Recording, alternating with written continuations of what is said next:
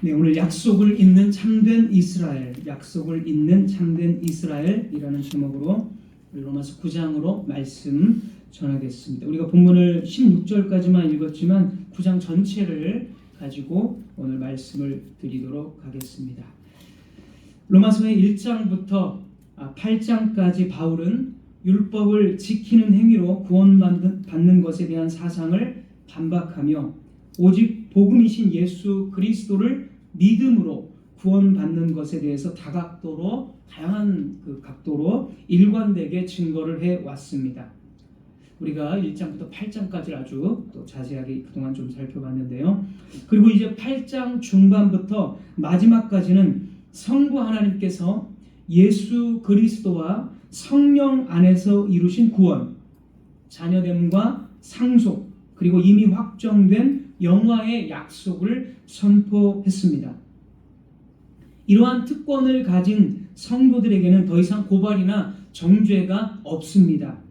바울은 이 특권이 새롭게 주어진 것이 아니라 구약에서 이미 다 예언된 약속들이며 예수 그리스도와 성령 안에서 완전하게 성취되었다라고 바울이 선포한 것입니다.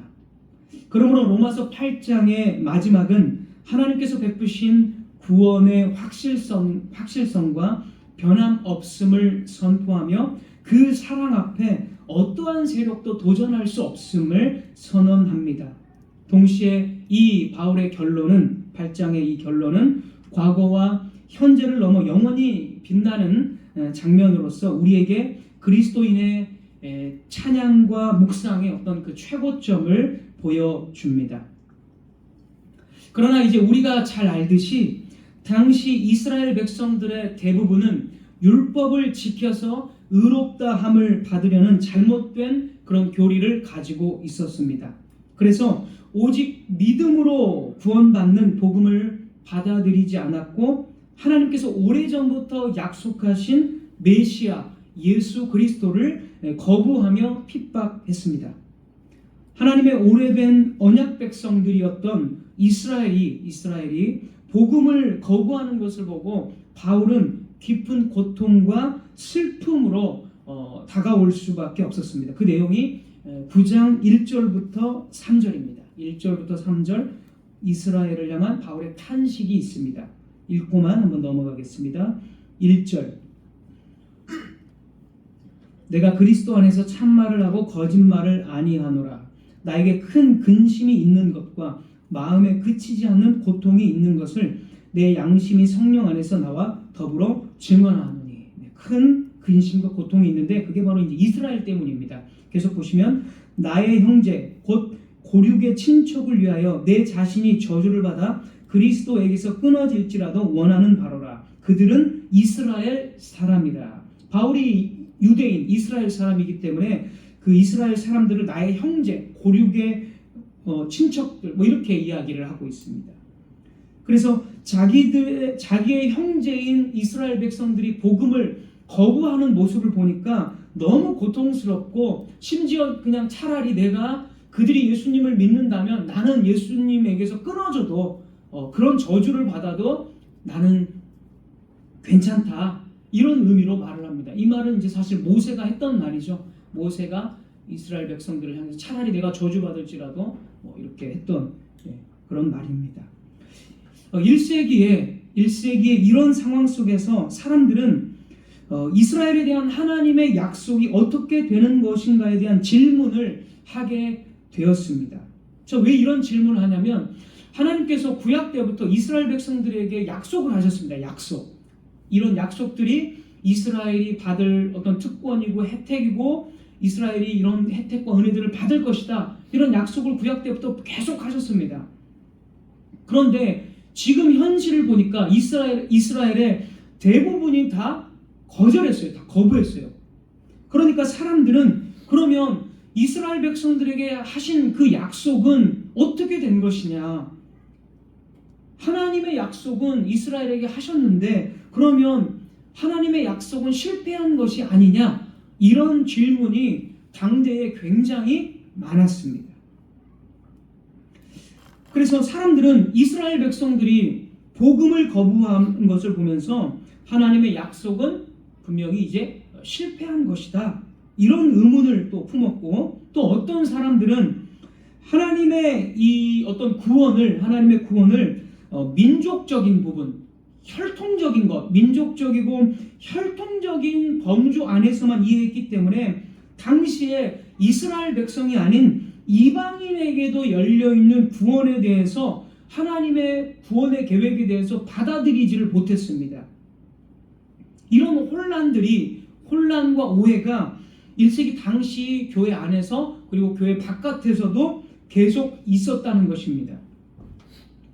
바울은 이러한 오해와 좁은 이해를 알고 있었고, 그래서 이 하나님의 약속이 실패한 것 같이 보여지는 이런 현실에 대해서 그것이 아니다. 하나님의 약속은 전혀 실패하지 않았다. 그리고 이방인들까지도 구원에 들어오는 이런 것들이 이미 다 구약에서 약속된 것이다라는 것을 계속 이제 밝혀주고 있는 것입니다. 그러니까 그런 혼란과 오해를 바로잡고 참된 하나님의 구원의 계획들을 바르게 지금 제시를 해 주는 것입니다. 그래서 로마서 9장은 하나님의 구원의 계획과 약속에 밀접하게 연관된 이스라엘을 어떻게 바라봐야 되고, 또 하나님의 구원이라는 것이 단순히 혈통적인 민족적인 차원에서 머무는 것이 아니라 더 깊은 차원에서 이해해야 된다는 것을 이 9장에서 보여줍니다. 사실 9장에서 11장까지가 그 내용입니다. 9장에서 11장까지가 이런 배경 속에서 연속적으로 기록이 되어져 있습니다. 그래서 우리가 9장을 읽을 때 하나님의 선택, 하나님의 예정 이렇게 교리만 계속 다루는 게 목적이 아니라, 이런 배경 속에서 어떻게 하나님의 구원의 계획이 실패가 아니라 더 깊고 온전하게 예수 그리스도 안에서 성취되었는가, 바울이 그거를 지금 이야기하고 있거든요. 우리는 본문의 의도와 목적에 따라서 그 부분을 우리는 따라가야 됩니다. 바울이 제시한 그대로. 여기서 그냥 예정이 어떻고 이런 그 교리 하나를 가지고 막 주구장창 하는 게 본문의 의도와 목적이 아니라는 거죠. 그래서 우리가 바울이 인도한 그대로 따라가야 하나님의 구원의 계획과 목적과 약속이라는 것이 바로 이런 거구나, 더 깊은 우리가 이해를 갖게 되는 것이죠. 자, 이제 이러한 배경 속에서 이스라엘의 대부분이 복음을 거부했다 할지라도 하나님의 약속이 전혀 실패하지 않았다라는 것을 증거를 이제 9장 전체가 다 그런 관점입니다. 그래서 본문이 오늘 좀 전체를 좀 살펴보는 것입니다. 그것들을 이제 하나하나 조금 간단하게나마 살펴보겠습니다. 먼저 6절에서 8절입니다. 우리 본문 9장 6절에서 8절 제가 읽으면서 간단하게 설명드리고 넘어가겠습니다. 그러나 하나님의 말씀이 폐하여진 것 같지 않도다. 네, 하나님의 약속이 실패하거나 폐기되지 않았다는 거죠. 취소되지 않았다는 거예요. 이스라엘이 다 대부분 거부했을지라도 취소된 건 아니다. 다음, 이스라엘에게서 난 그들이 다 이스라엘이 아니요. 이스라엘이 국가 이스라엘인데 국가 이스라엘이라 할지라도 다 진짜 이스라엘은 아니다. 지금 이렇게 말합니다. 7절 보겠습니다. 이어서 또한 아브라함의 씨가 다 그의 자녀가 아니라. 아브라함의 씨가 이스라엘이잖아요. 같은 말입니다. 아브라함의 자손이나 이스라엘이나 같은 말입니다. 이스라엘 백성이 아브라함의 후손들로 이루어진 백성이니까 같은 말이에요. 그러니까 아브라함의 씨도 다 아브라함의 자녀가 아니라 오직 이삭으로부터 난 자라야 내 씨라 불리리라 하셨으니, 이것이 이제 창세기 다 인용한 겁니다. 이스라엘이 혈통으로는 다 아브라함의 자손들이지만 다 아브라함의 자손은 아니고, 하나님의 약속이라는 것은 처음부터 혈통에 따라 이루어지는 것이 아니다 라는 거예요. 8절도 봅니다. 똑같이 나옵니다. 8절도 곧 육신의 자녀가 하나님의 자녀가 아니요 오직 약속의 자녀가 씨로, 자손이죠. 씨라는 거 자손, 약속의 자녀가 씨로 여기심을 받느니라. 그러니까 아브라함의 예를 들면 아브라함의 후손들이 다 이스라엘입니다. 다. 그런데 여기에서 다 이스라엘이 아니라 약속에 따라 태어나고 살아가는 사람이 진짜 이스라엘, 참된 이스라엘이라는 거예요. 아브라함에게는 두 아들이 있었습니다. 첫째 아들은 이스마엘이고요. 둘째 아들은 이삭입니다. 둘 다 아브라함의 자식들인데 여기 보면은 오직 이삭으로부터 난 자라야 이삭만이 아브라함의 후손입니다. 진짜 아브라함의 후손. 이삭만. 왜냐하면 이삭이 약속에 따라 낳기 때문에. 이스마엘은 약속에 따라 나지 않았고 아브라함이 조급해가지고 아기를 낳아야 되는데 조급해가지고 애굽 여자랑 다시 이렇게 맞이해가지고 애굽 여인을 통해서 낳았어요. 조급해서. 그래서 육신의 자녀의 대표가 바로 육신의 자녀를 상징하는 게 이스마엘입니다. 육신의 자녀, 약속의 자녀 이렇게 대조됩니다. 그래서 이삭만이 약속의 자녀라고 이야기를 합니다. 그리고 이삭이 이제 또 결혼을 해서 아들을 낳잖아요. 이삭이 아들을 낳는데 첫째 아들이 이제 이삭도 이제 두 아들이 있는데 이삭에게 첫째 아들이 에서, 둘째 아들이 야곱입니다.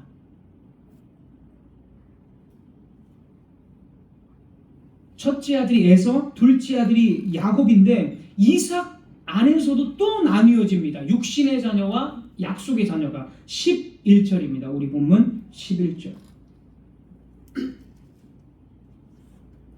11절. 그 자식들이 아직 나지도 아니하고 무슨 선이나 악을 행하지 아니한 때에, 그러니까 에서와 야곱이 태어나지도 않았을 때입니다. 12절.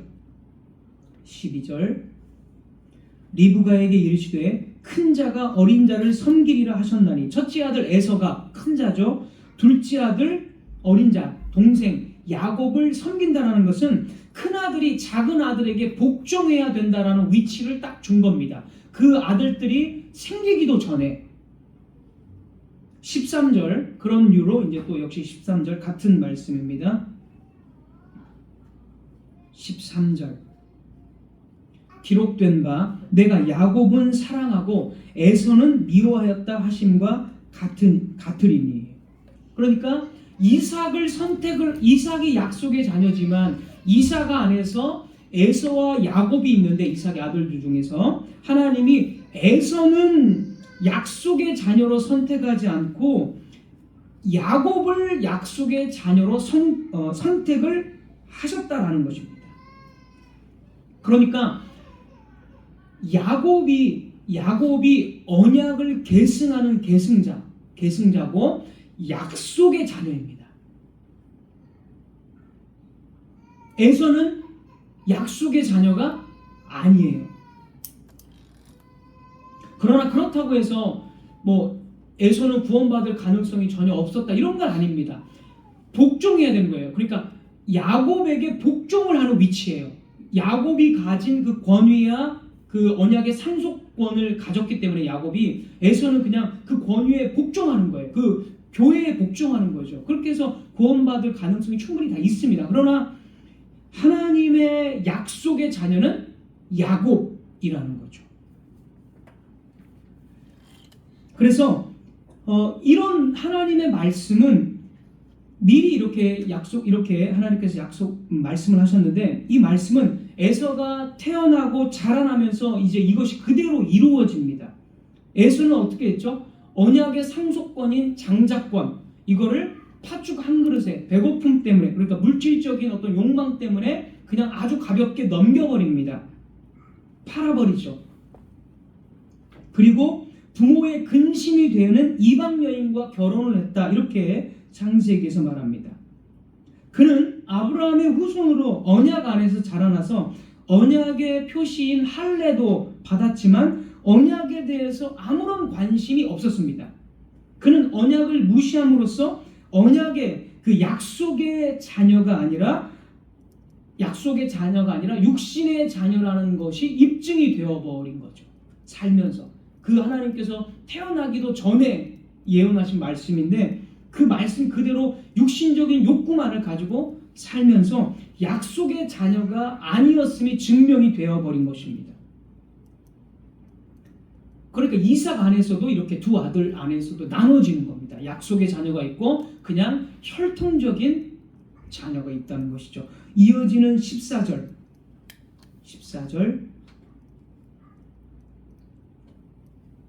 그런즉 우리가 무슨 말을 하리요? 하나님께 불의가 있느냐? 그럴 수 없느니라.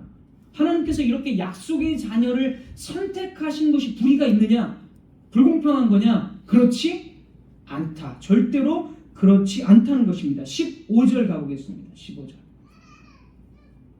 15절 모세에게 이르시되 내가 긍휼히 여길 자를 긍휼히 여기고 불쌍히 여길 자를 불쌍히 여기리라 하셨으니. 그러니까 하나님의 주권에 따라서 어떤 사람은 불쌍히 여겨서 약속의 자녀로 선택을 하셨다는 겁니다. 그냥 불쌍히 여긴 거예요. 그 사람을. 원래는 모든 사람이 뭐 이삭이든 아브라함이든 에서든 우리든 모든 사람이 죄 가운데 있기 때문에 다 죽음 가운데 살고 있습니다. 그냥 그렇게 죄 짓고 살다가 이제 나중에는 영원한 멸망 가운데 던져지게 됩니다. 이게 모든 인간의 그 운명이에요. 아담 안에서 죄를 범했기 때문에 다 물에 빠져서 떠내려가서 죽음 가운데 그렇게 있는데 어떤 사람은 하나님의 주권적인 뜻으로 불쌍히 여겨서 그냥 건져줬어요. 그러니까 불공평한 게 아닙니다. 왜냐하면 그냥 불쌍해서 건져주셨기 때문에 이 건져주신 거에 대해서 어떻게 하는 거예요? 하나님의 자비하심을 그냥 찬양할 뿐이죠.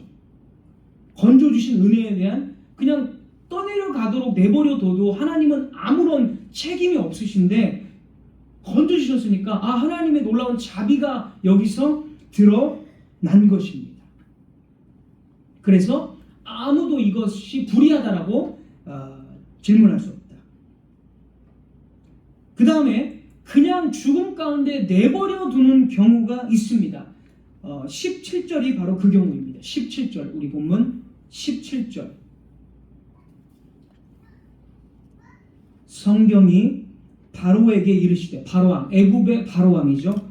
바로에게 이르시되 내가 이 일을 위하여 너를 세웠으니 곧 너로 말미암아 내 능력을 보이고 내 이름이 온 땅에 전파되게 하려 함이라 하셨으니. 여기서 보면 바로에게 하나님께서 애굽의 왕 안 믿고 이교도잖아요. 이교도 이방 종교 우상 숭배하는 바로왕에게 내가 이 일을 위해서 너를 세웠고 너로 말미암아 바로왕으로 말미암아 내 이름이 전파된다는 거예요.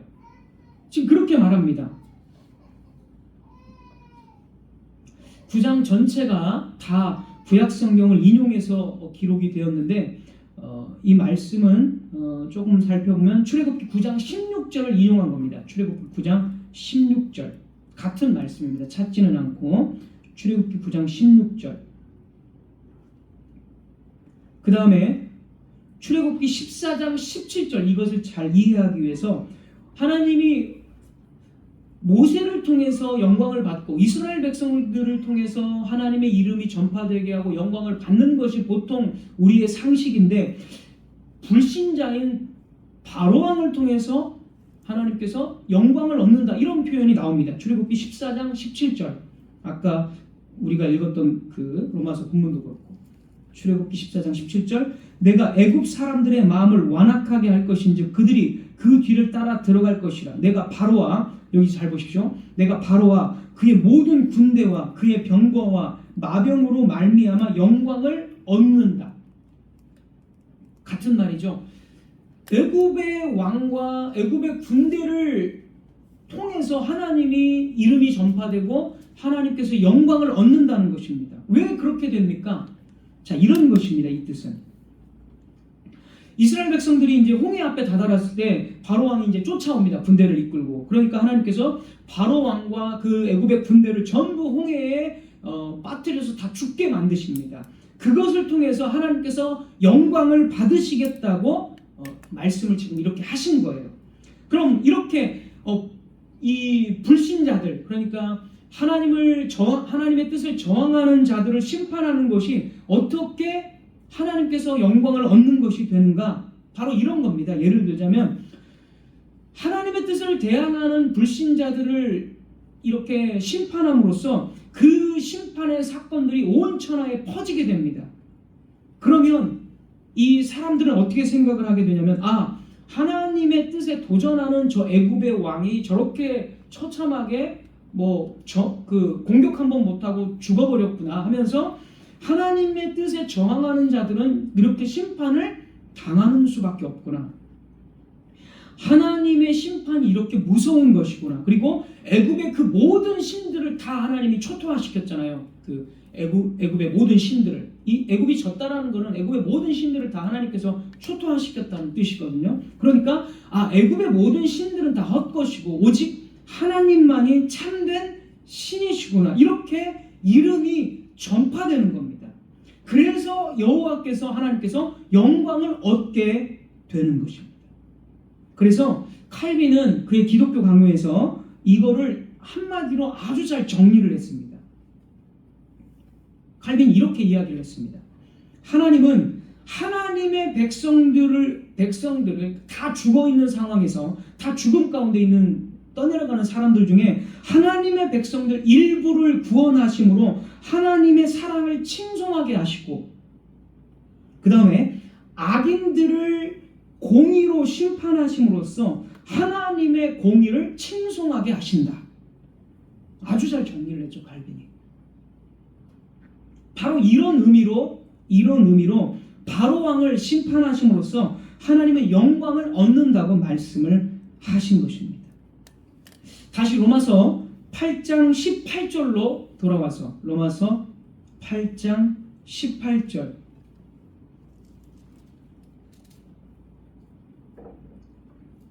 그런즉 하나님께서 하고자 하시는 자를 긍휼히 여기시고 하나님께서 구원할 자를 불쌍히 여기신다는 거죠. 하고자 하시는 자를 완악하게 하시느니라. 바로왕 같은 이런 죄악된 사람을 그 죄악된 상태 그대로 가도록 은혜를 주지 않아 버립니다. 그러니까 더 완악해지는 거예요. 그런 의미입니다. 하나님의 백성들은 죄악된 상태로 따라 살지 않도록 불쌍히 여겨주셔서 은혜를 줍니다. 그러나 바로왕과 같은 사람은 죄악된 상태 그대로 살아가도록 아무런 조치를 취하지 않아요. 그냥 자기 본성대로 살도록 내버려 두십니다. 그러니까 갈수록 더 완악해지는 거죠. 이렇게 하나님의 말씀을 지금 하시는 것입니다. 그래서 이 구원이라는 것은 혈통, 아브라함의 후손이라는 혈통이나 민족, 사람의 어떤 공로, 사람의 품성에 따라서 하지 않고 오직 하나님의 주권적인 선택, 그냥 불쌍히 여겨주셔서, 어떤 사람은 불쌍히 여겨주셔서 그냥 은혜를 주신 거예요. 그래서 구원이 되는 겁니다. 이어서 21절입니다. 다 같은 의미입니다. 21절 읽고만 넘어가겠습니다. 21절. 토기장이 하나님이죠. 이제 비유합니다. 토기장이가 진흙 한 덩이로 하나는 귀 있을 그릇을, 하나는 천이 있을 그릇을 만들 권한이 없느냐. 토기장이의 권한이라는 거예요. 어떤 그릇은 밥그릇으로 귀중하게 쓰고 어떤 그릇은 그냥 그 개밥 그릇으로 아주 그냥 막 만드는 거. 그 만드는 사람의 주권이잖아요. 그걸 가지고 왜 이거를 개밥 그릇으로 만드냐, 금 그릇으로 이렇게 나도 써주지, 이렇게 할 수가 없다는 거예요. 토기장이 하나님의 주권이라는 거죠. 그래서 그렇게 따지고 묻고 할 수 없다, 그런 의미입니다. 인간은 그런 위치가 아니라는 거죠. 계속해서 이런 관점으로 구약을 인용합니다. 그래서 혈통을 따라서 선택하는 게 아니다. 호세아 글을 이제 또 인용해서 25절 보겠습니다. 우리 본문 25절. 구약 성경 호세아를 이제 인용해서 25절. 호세아의 글에도 이르기를 내가 내 백성 아닌 자를 내 백성이라, 사랑하지 아니한 자를 사랑한 자라 부르리라. 내 백성 아닌 자, 이방인이죠. 이스라엘을 원래 내 백성으로 불렀는데 내 백성 아닌 이방인 중에서도 하나님의 주권으로 내 백성이라고 부르신다는 거예요. 이미 구약에서도 다 예언된 내용이라는 겁니다. 그러니까 혈통적인 것으로 하는 게 아니라 혈통이 아니라 약속의 자녀를 하나님은 원래 부르셨고 약속의 자녀에게를 통해서 그 약속이 계속 성취되도록 이어가셨다라는 뜻입니다. 27절 보겠습니다. 27절. 마지막 27절. 또 이사야가 이스라엘에 관하여 외치되, 이제는 이제 이사야 말씀 또 인용합니다. 이사야가 이스라엘에 관하여 외치되 이스라엘 자손들의 수가 비록 바다의 모래 같을지라도 남은 자만 구원을 받으리니. 수백만의 이스라엘 백성들이 있지만 다 구원받는 게 아니라 남은 자, 약속의 자녀만 구원을 받습니다. 육신의 자녀가 아니에요. 다 육신의 자녀입니다. 이스라엘 수백만은. 그러나 그 중에 육신의 자녀가 아니라 육신에 따라서 나기도 하지만 약속의 자녀가 구원을 받습니다. 이방인 중에서도 아브라함의 혈통이 아니지만 약속의 자녀가 있다는 거예요. 그래서 호세아 글을 아까 인용한 겁니다. 약속의 자녀가 구원을 받습니다. 바울이 지금 수많은 구약의 성경들을 인용해서 결론적으로 말하려는 것이 무엇입니까? 이스라엘 백성들 대다수가 예수님을 거부했기 때문에 이스라엘에게 하신 그 하나님의 약속이 실패하고 취소된 것이 아니냐, 이런 질문에 원래 하나님의 약속이라는 것은 모든 이스라엘에게 자동적으로 주어지는 것이 아니라 이스라엘 중에서도 참된 진정한 아브라함의 후손, 약속의 자녀들에게 하신 것이었다라고 말을 하는 것입니다.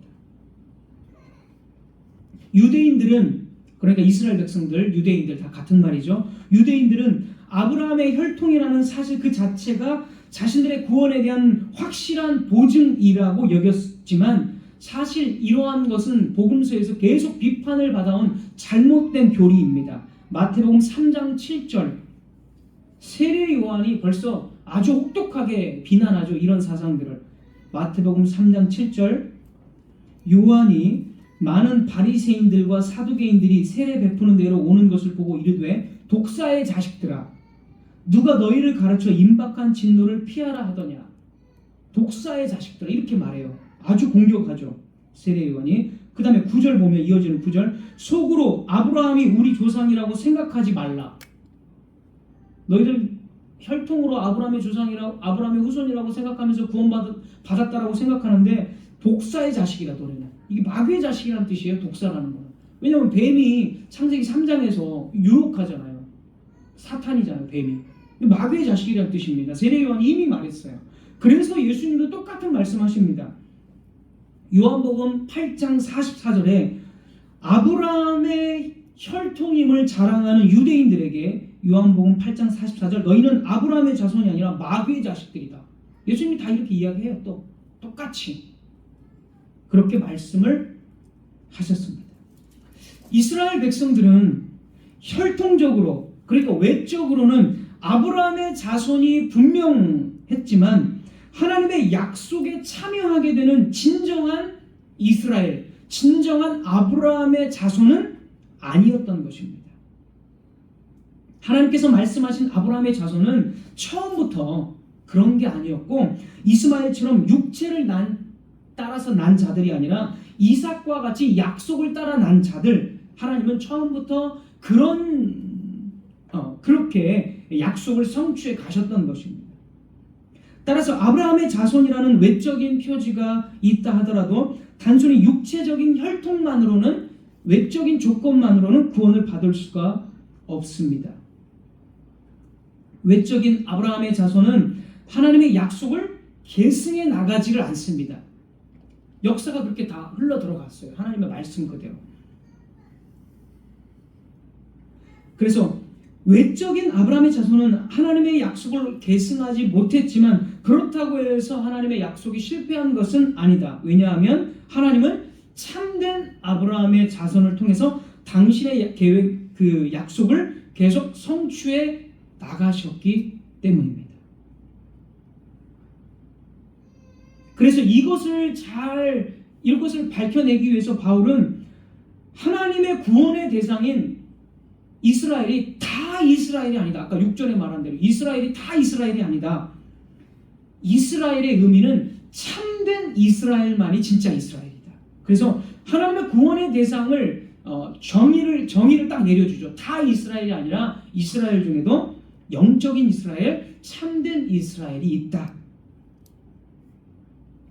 그 참된 이스라엘은 혈통이 아니라 하나님의 주권적인 선택에 의해서, 하나님의 약속에 의해서 정의되는 것입니다. 그것을 이미 로마서 2장 28절에도 다 이야기를 했습니다. 바울이 로마서 2장 28절에 표면적 유대인이 아니요. 자, 그렇다면 영적이며 진정한 아브라함의 자손은 어떻게 탄생을 하는 것입니까? 영적이며 진정한 아브라함의 자손, 진정한 이스라엘은 어떻게 탄생하는 것인가? 바울은 여기에 대해서 분명하게 선포를 합니다. 아주 사실 계속 선포한 거죠. 오직 믿음으로. 혈통이 아니라 오직 믿음으로. 1장부터 계속 선포해 왔던 거. 바울이 계속 행위 구원을 반박하고 혈통적인 구원을 반박하면서 계속 말해왔던 거. 진정한 아브라함의 자손의 탄생은 오직 믿음으로 예수 그리스도를 영접한 자들, 예수 그리스도와 연합한 자들이야말로 진정한 이스라엘이고 진정한 아브라함의 자손이라는 것입니다.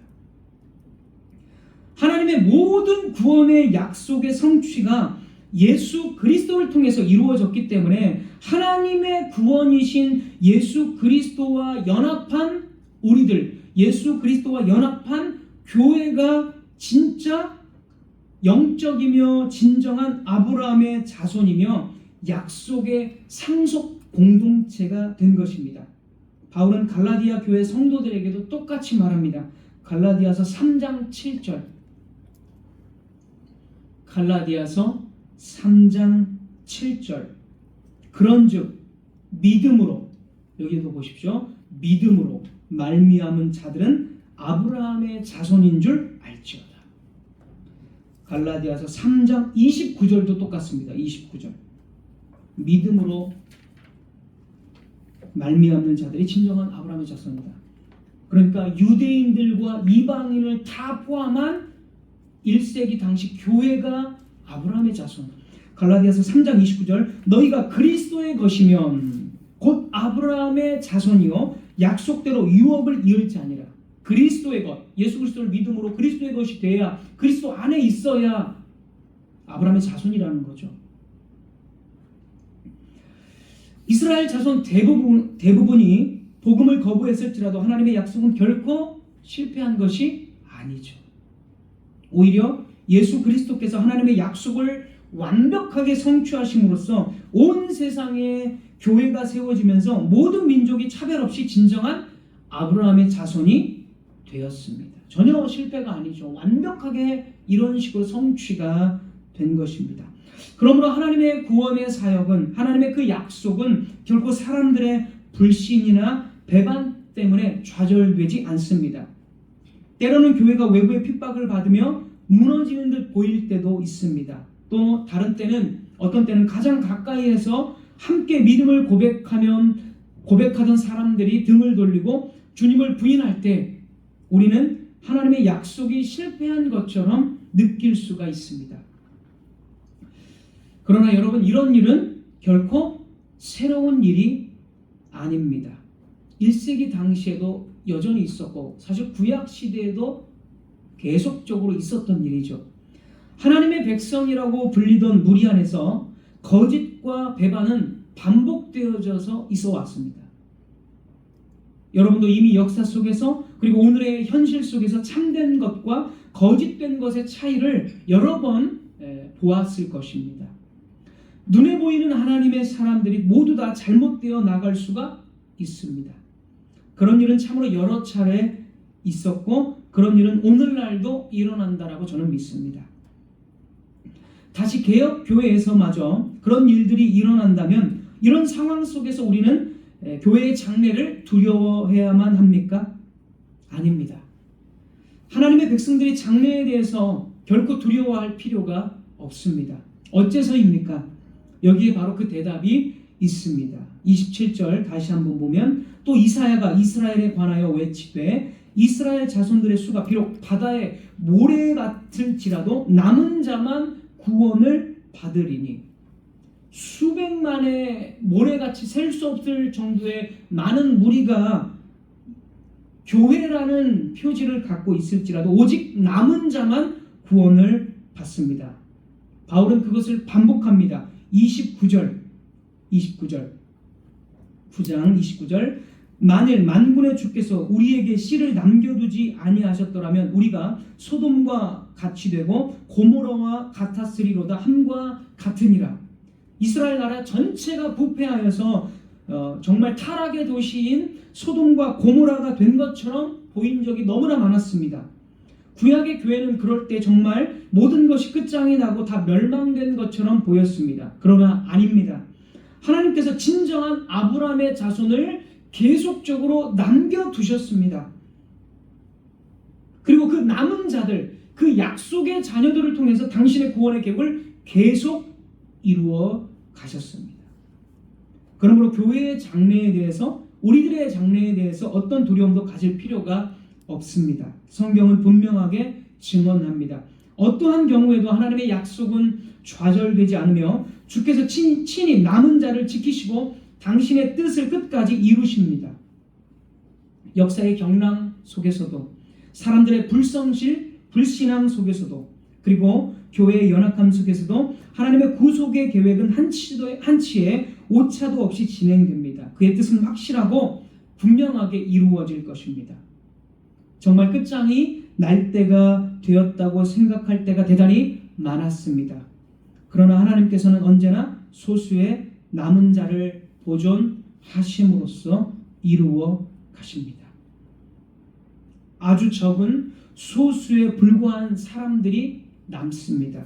그러나 그것이 문제가 되지 않습니다. 그것이 바로 하나님의 구원의 계획이고 역사였기 때문에 역사가 다 그렇게 반복적으로 성경에서 기록하고 있기 때문에 그렇습니다.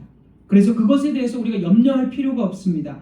남은 자로서 연약하고 작다고 해서 부끄러워할 필요가 없습니다. 그것이 하나님의 방식입니다. 우리는 숫자의 차원에서 생각하는 법을 멈추어야 합니다. 하나님의 뜻의 차원, 하나님의 불변성과 하나님께서 이루어 가시는 방식의 차원에서 생각해야 합니다. 하나님께서 남은 자들, 진정한 아브라함의 자손들을 보전하실 것입니다. 그러므로 우리에게 필요한 것은 두려움이 아니라 신뢰입니다. 하루하루 하나님을 의지하며 진실함으로 믿음을 지키고 그분의 뜻이 무엇인지 분별하며 순종하며 살아간다면 우리가 바로 남은 자로서 하나님의 약속이 계속 이루어지는 것을 우리는 보게 될 것입니다. 성도 여러분, 우리가 적은 수이지만 흔들리지 마시고 계속적으로 진실함 가운데 신앙하시기를 부탁드립니다. 우리 주변에 정말 배교가 일어나고 우리 주변에 아무리 많은 거짓 교회들이 있을지라도 하나님은 그런 것에 관심을 갖지 않으십니다. 하나님의 남은 자들에게 하나님은 당신의 눈을 고정하시고 당신의 귀를 고정하십니다. 우리가 진실되게 믿음 가운데 살아간다면 바로 우리가 남은 자입니다. 우리가 이렇게 진실되게 신앙한다면 결국 하나님께서는 당신의 뜻과 함께 당신의 교회를 바로 우리를 높게 세우실 것입니다. 기도하겠습니다.